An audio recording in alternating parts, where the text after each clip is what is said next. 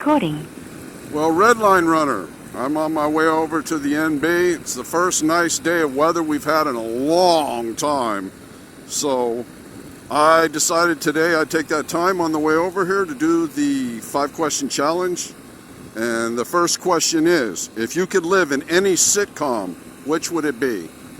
My favorite sitcom of all time, and the fact that I like time travel, along with aliens and extraterrestrials, would be Futurama. That's my favorite sitcom of all time. And it goes into your next question. If you could change your name to anything you wanted it to be, what would it be? And I would choose the name of the robot in Futurama, whose name was Bender. And to me, that is just absolutely the coolest name I've ever heard in my life, especially for a robot, Bender.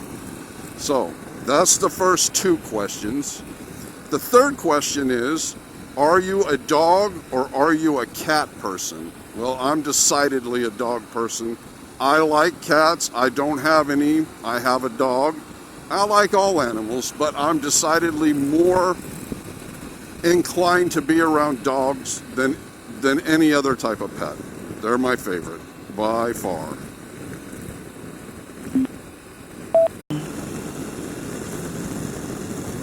Well, here it is a few days later. It's because the weather went to hell again here. It's pretty chilly right now. It's, 59 degrees Fahrenheit. That's about 12.5 degrees centigrade. Anyway, I'm here to finish up that 5-question challenge. I only have 2 more to go. Question number 4 is, what's your favorite holiday? Personally, my favorite holiday is Veterans Day. And there's a reason for it, is because I'm a veteran. And if you're a veteran in this country, every single restaurant out there will feed you free on Veterans Day by simply showing your veterans card. So it's not uncommon on Veterans Day to get up early in the morning and go down to IHOP, International House of Pancakes, and have a really nice breakfast for free, and then for lunch go someplace else and have lunch for free, and then for dinner go to another restaurant and have a dinner for free. And they do it every single year without fail. All you have to do is show your veterans card. Let's see, that's question number 4. Question number 5 is, if they wrote a movie about your life, who would play it? Well, my life has been rather boring, so that's a really, really tough one.